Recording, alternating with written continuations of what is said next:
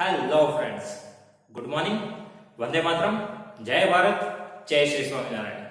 My name is Milan Dolaria. In this video, we will start theory part of chapter number 3. Our chapter number 3 is measures of central tendency. Okay, so just be ready, open your mind, let's start it. First of all, measures of central tendency. You already listened this word in your standard 9 and 10, right? In the subject statistics, measures of central tendency, mean, median, mode. Okay. Now, first of all, some theory here. First of all, we recall it. Okay. After that, we will start the numerical sums. Okay. Here, first of all, what is the measures of central tendency? Sometimes what happen? यदि आप कोई business कर रहे हो, मतलब कोई product cell कर रहे हो या तो ले रहे हो, ओके, उसमें डेली जो आप डेटा देखते हो तो डेली कुछ ना कुछ फ्लक्चुएशन आता है, राइट? कभी ज्यादा प्रोडक्ट सेल होती है, कभी कम होती है. यदि आपको कोई ज्यादा प्रोडक्ट बेच रहे हो, 2 से ज्यादा, और यदि आप कंपैरिजन करना चाहते हो किसमें से क्या बेनिफिट है, किसमें कितनी प्रोडक्शन होना चाहिए, कितना सेल होना चाहिए, कितना प्रॉफिट रहना चाहिए, राइट? तो इन सब चीजों के लिए हम क्या करते हैं, फ्रीक्वेंसी डिस्ट्रीब्यूशन ग्राफ बनाते हैं. ओके, हम ग्राफ में फ्रीक्वेंसी डिस्ट्रीब्यूशन शो करते हैं. वहां से हम डिफाइन करते हैं कि किस प्रोडक्ट में कितना चेंजेस है, किस प्रोडक्ट पे कितना वेरिएबल इफेक्ट कर रहा है. ओके, सो हम फ्रीक्वेंसी डिस्ट्रीब्यूशन का ग्राफ बनाते हैं. अब उस ग्राफ की बात करें तो उसमें से हम एक चीज ये कंपैरिजन के लिए निकाल सकते हैं कि सारी जो वैल्यूज है, मतलब कोई भी प्रोडक्ट आप सेल कर रहे हो, जो भी डेटा आपके पास अवेलेबल है, मतलब हमारे पास मान लो कि 50 डेज के डेटा है, तो हम ऐसी वैल्यू फाइंड करते हैं जिस वैल्यू के अराउंड पे बाकी सब वैल्यू हो. ओके, वहां पे कॉन्सेंट्रेट हो रही हो, मतलब कि हम ऐसी वैल्यू एक डिफाइन करते हैं जो बाकी सभी डेटा को रिप्रेजेंट कर सके. ओके, हम जो पूरे डेटा से उस डेटा में से ऐसी सेंट्रल वैल्यू फाइंड करते हैं जो पूरे डेटा को रिप्रेजेंट कर सके, राइट? मान लो कि यदि हम कोई वर्कर्स है, डायमंड वर्कर्स है, हम कोई हमें हमारी सैलरी पूछता है, राइट? तो हम सैलरी में क्या आंसर देते हैं, जो एवरेज वैल्यू होती है वो, राइट? किसी मंथ में ज्यादा वर्क होता है, किसी मंथ में कम वर्क होता है, तो हम वो फ्लक्चुएशन तो शो नहीं कर सकते, राइट? कि हमारी इतनी इतनी सैलरी है, बट हम क्या करते हैं, सीधे एक वैल्यू देते हैं जिसके अराउंड हमारी बाकी की सैलरी होती है, राइट? तो हम यहाँ पे भी जो भी हमारे पास डेटा होंगे उनकी एक ऐसे सेंट्रल वैल्यू निकालेंगे जो पूरे डेटा को रिप्रेजेंट कर सके. Okay, central measures of central tendency एक तरीके से एवरेज ही है, हम एवरेज ही फाइंड करते हैं. ओके, बट हमारा मेन जो कंसेप्ट है वो क्या है, सेंट्रल वैल्यू फाइंड करना. अब इनके डिफरेंट डिफरेंट वेज है, उनके अकॉर्डिंग मीन मीडियन मोड का यूज होता है. ओके, सबसे पहले हमने फर्स्ट चैप्टर में जो देखा वो है कलेक्शन ऑफ डेटा, उसके बाद है प्रेजेंटेशन वाला पार्ट. ओके, बट जो डेटा होते हैं उनके कितने टाइप्स रहते हैं, सबसे पहले हम वहां से स्टार्ट करते हैं, राइट? टाइप्स ऑफ डेटा, मतलब प्राइमरी सेकेंडरी वो नहीं, हम कितने तरीके से रिप्रेजेंट करते हैं डेटा, उनके वेज होते हैं. सो टाइप्स ऑफ डेटा में मेनली 2 टाइप्स आएंगे, ग्रुप डेटा और ungroup data. Okay, group data and ungroup data. वो हम डिटेल में देखेंगे कि किस डेटा में क्या है. अभी ऊपर ऊपर से देखते हैं पहले group data and ungroup data. Okay, group data में इंटरनली 2 टाइप्स है, discontinuous otherwise continuous frequency distribution. Okay, first type है डिसकंटिन्यूअस, सेकंड टाइप है कंटिन्यूअस. ये जो डिसकंटिन्यूअस फ्रीक्वेंसी डिस्ट्रीब्यूशन है उनको डिस्क्रीट फ्रीक्वेंसी डिस्ट्रीब्यूशन भी बोला जाता है. ओके, तो main 2 type, group data, ungroup data. Group data में internally 2 types, continuous frequency distribution, discontinuous frequency distribution. Okay, so detail में देखते हैं कि अनग्रुप डेटा कैसा होता है, डिस्क्रीट फ्रीक्वेंसी डिस्ट्रीब्यूशन कैसा होता है, कंटिन्यूअस कैसा होता है. सबसे पहले ungroup data. Okay, now ungroup data यदि हम यहाँ पे देखें, सो 1 3 1 5 0 1 4 3 2 3 whatever number. Okay, but here all numbers are randomly written here. Okay, all the numbers are randomly written here, it is called ungrouped data. Here we do not have any group, it is random data, so it is ungrouped data. Okay, so this is ungrouped data. Now then here discrete, otherwise discontinuous frequency distribution. Okay, here we have ungrouped data, so I make discontinuous frequency distribution for this data. Okay, here data is very less, means sometimes we have 1000 something ungrouped data, right? So in that we cannot directly estimate that how many values are there. That means if 5 is there, then we cannot define that how many times we have 5, right? If 1000 something data, then how we can define it? Okay, so for simplicity we can make the table. Okay, now if we have less number of variety in the numbers, if we have less number of varieties in the numbers, that means here only we have 0, 1, 2, 3, 4, 5 number. Okay, here we have less numbers of variety. Okay, मतलब कि मान लो कि बहुत ही कम numbers है और data 1000 numbers का है, मतलब 1000 नंबर्स है, बट इन दैट ओनली 0, 1, 2, 3, 4, 5 ऐसी कोई वैल्यू है, राइट? जो बहुत ही पास हो और कम वैरायटी हो, तब हम यूज करते हैं discrete otherwise discontinuous frequency distribution. Okay, कब यूज करते हैं? वेराइटी कम हो तब, और ज्यादा रेंज ना हो. रेंज मतलब जो वैल्यूज होए उसमें ज्यादा डिफरेंस ना हो. मतलब यहाँ पे कैसे वैल्यू है 0, 1, 2, 3, 4, 5, जो सभी वैल्यूज एक दूसरे के बहुत नजदीक के वैल्यू है, राइट? नियर बाय है. बट इफ यहाँ पे हुआ 5, 10, 15, 45 वैसी वैल्यू, तब हम इसका यूज नहीं कर सकते, क्योंकि तब प्रॉब्लम क्या आएगी, हम ऐसे कितने नंबर्स लिखेंगे? मान लो कि यहाँ पे 0 भी हो और 50 भी हो, राइट? सो हम यहाँ पे कितने नंबर्स लिखेंगे? 0, 1, 2, 3, 4, 5 up to 50. It's a complicated one, right? So ये है अनग्रुप्ड डेटा, जहां पे कोई डिस्ट्रीब्यूशन नहीं होता है, रैंडमली डेटा रखे जाते हैं. डिस्क्रीट और डिसकंटिन्यूअस का यूज कब होता है? जब नंबर ऑफ वेराइटीज कम हो और जो भी वैल्यूज हो और बहुत ही पास में हो. ओके, अब यहाँ पे यही एग्जांपल ले लीजिए. तो यहाँ पे क्या है 0, 1, 2, 3, 4, 5, इसको हम x वेरिएबल से रिप्रेजेंट करते हैं.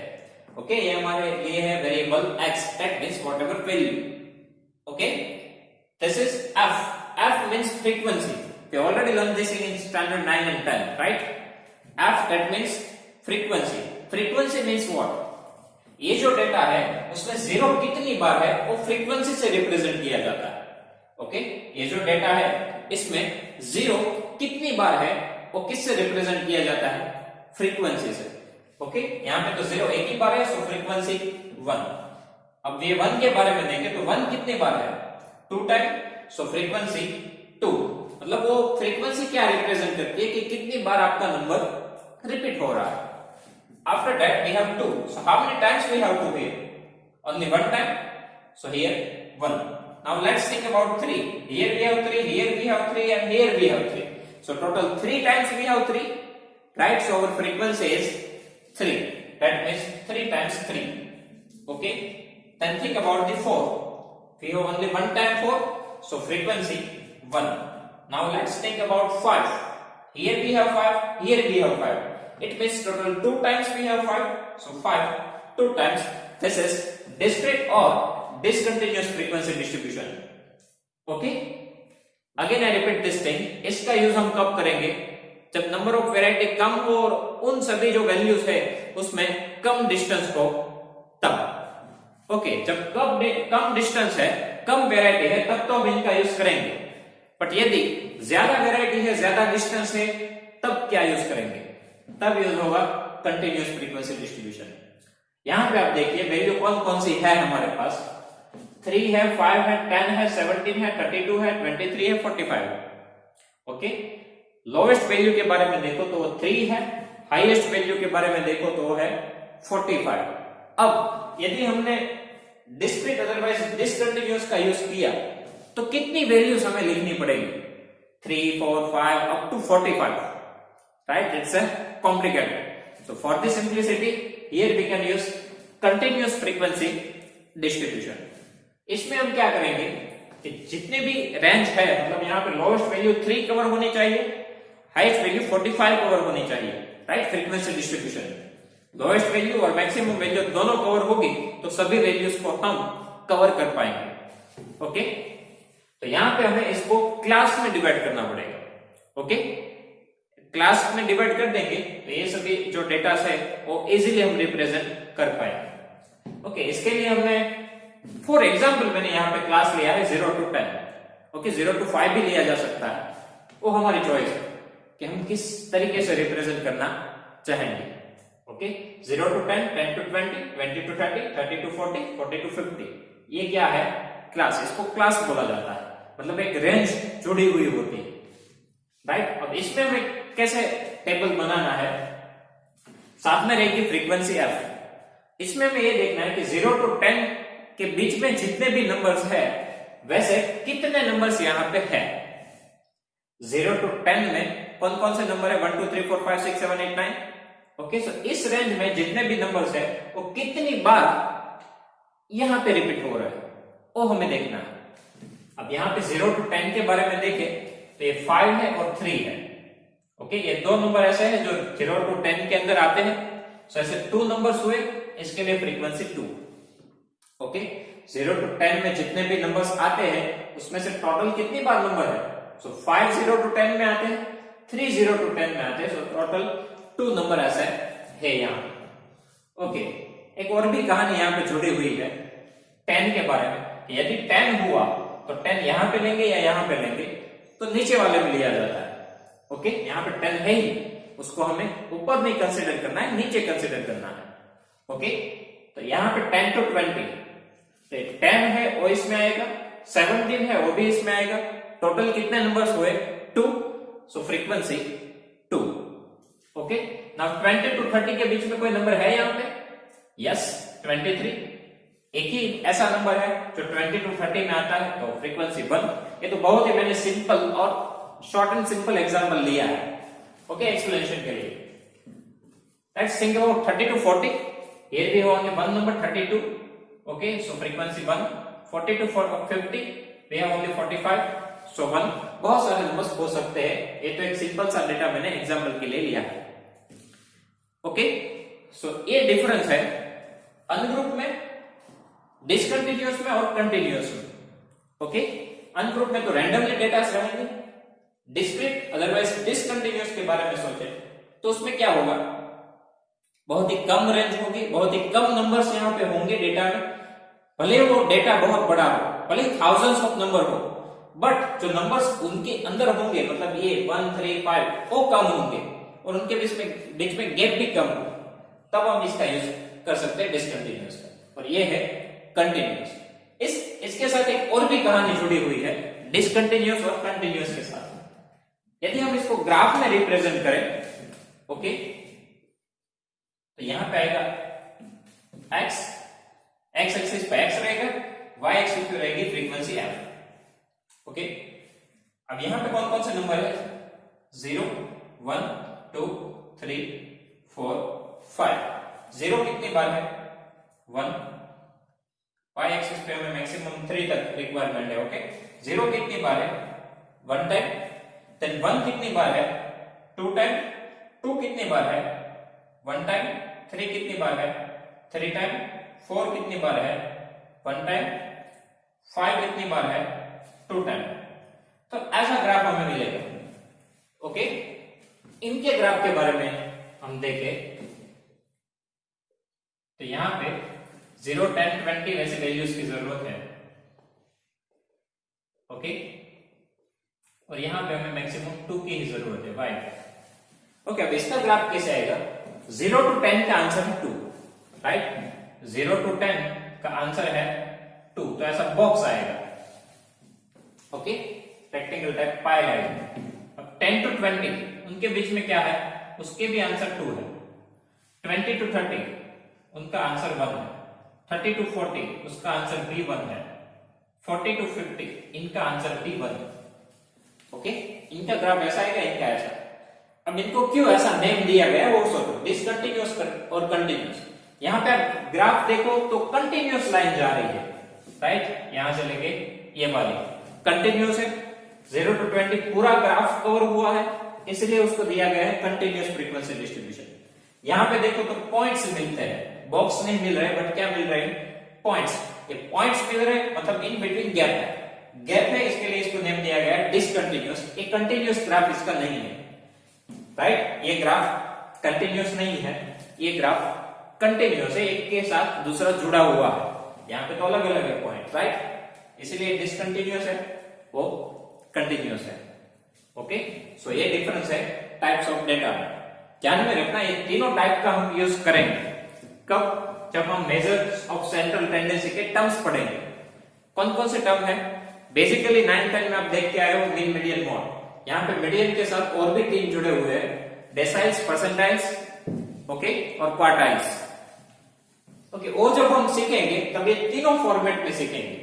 मतलब मीन जो है उनका फॉर्मूला इन तीनों चीज के लिए डिफरेंट मेथड है, राइट। अनग्रुप डेटा के लिए मीन का अलग फॉर्मूला है, डिस्क्रीट के लिए फॉर्मूला अलग है, उनके लिए फॉर्मूला अलग है, और यदि फॉर्मूला सेम भी है तो मेथड्स डिफरेंट है। ओके, फिर मीडियन में भी सेम प्रॉब्लम आएगा, इनका फॉर्मूला अलग, इनका अलग और इनका अलग, same for the mode. Okay, so हम जो भी फॉर्मूलास पढ़ेंगे वो ये तीनों फॉर्मेट के लिए पढ़ेंगे। क्वेश्चंस ऐसा भी हो सकता है, ऐसा भी हो सकता है, ऐसा भी हो सकता है। तीनों फॉर्मेट के फॉर्मूला डिफरेंट है, वो फॉर्मूला हम डिटेल में नेक्स्ट वीडियो में पढ़ने वाले हैं। ओके, इसीलिए मैंने आपको सबसे पहले ये तीन चीजें एक्सप्लेन की कि किस टाइप के डेटा में कौन कौन सी चीजें किस तरीके से रखी जाती है। तो मेन ये है, अनग्रुप में तो वैसे ही रखी जाती है, इसमें फ्रीक्वेंसी क्या शो करेगी कि कितने टाइम्स आपका नंबर आ रहा है, इसमें कितने टाइम्स इनके बीच में से नंबर आ रहा है, वो फ्रीक्वेंसी रिप्रेजेंट करेगी। ओके, नाउ यहाँ पे कुछ और भी टर्म्स है जो हम साथ में देखते हैं। इनको बोला जाता है क्लास। क्लास मीन्स एक रेंज आएगी, या तो 0 to 10, 20 to 30, ये सभी को क्या बोला जाता है, क्लास। एक रेंज आपको मिलती है। ओके, इनमें आगे क्या चीजें होती है, जो फर्स्ट नंबर होता है वो होती है लोअर लिमिट, जो बिग नंबर होता है उसको अपर लिमिट बोला जाता है, राइट। इन दो लिमिट के बीच में नंबर्स होते हैं। ओके, ये है आपकी लोअर लिमिट, ये है आपकी अपर लिमिट। ओके, दूसरा एक आता है class length, otherwise class width. Basically हम बोलते हैं गैप, कि ये जो रेंज है उसमें गैप कितना है, 10 का गैप है, 10 नंबर से, राइट। तो क्लास लेंथ कैसे फाइंड की जाती है, upper limit minus lower limit. Upper limit में से लोअर लिमिट माइनस करोगे तो उनका जो गैप है इन बिटवीन वो हमें मिलेगा, उसको बोला जाता है क्लास लेंथ, क्लास विड्थ भी बोलते हैं। ओके, इसके लिए हम क्लास लेंथ फाइंड करें तो 10 - 0 10, इनके लिए आपको क्लास लेंथ फाइंड करनी हो तो 50 - 40 10, मतलब कि 10 का गैप। यहां पे फाइंड करनी हो तो 30 - 20 10, 20 - 10 10, 40 - 30 10। ओके, तो class length upper limit minus lower limit. एक और आता है, वो आता है क्लास मिड पॉइंट। क्या आता है, मिड पॉइंट। मिड पॉइंट कैसे फाइंड होता है, किसी भी क्लास का मिड पॉइंट किसका फाइंड किया जाता है, क्लास का। मतलब 30 to 40 है तो उसका मिड पॉइंट क्या हुआ, इसमें तो हमें बेसिकली पता है 35। ओके, वो कैसे फाइंड किया जाता है, upper limit plus lower limit divide by 2। Okay, mid point कैसे फाइंड करेंगे, upper limit plus lower limit divide by 2। Okay, इसको क्लास मार्क भी बोला जाता है, क्लास मार्क, वो भी एक तरीके से मिड पॉइंट, वो दोनों सेम ही है। Okay, upper limit plus lower limit divide by 2। मतलब यदि आपको इसका मिड पॉइंट फाइंड करना है तो 30 + 20 50/2 25। वैसे भी हमें पता ही है कि 20 to 30 के एग्जैक्ट बीच में क्या रहता है, 25, राइट। बट हम इस फॉर्मूला से भी फाइंड कर सकते हैं। समटाइम्स ऐसे इजी डेटा ना हो, डिफरेंट टाइप के डेटा हो, मतलब 27 to 32 वैसे डेटा, तब हम इस फॉर्मूला का यूज करके मिड पॉइंट फाइंड कर सकते हैं, क्योंकि मीडियन फाइंड करने के लिए हमें मिड पॉइंट की जरूरत रहती है। ओके, वो जब हम मीन का फॉर्मूला और उनके जो न्यूमेरिकल सम सॉल्व करेंगे तब हम देखेंगे इसका क्या यूज है। ओके, सो अभी भी थियरी बाकी है, मीन मीडियन मोड के बेसिक फॉर्मूलास हमें देखने हैं। ओके, वो हम अपने नेक्स्ट वीडियो में देखेंगे। Okay, thank you.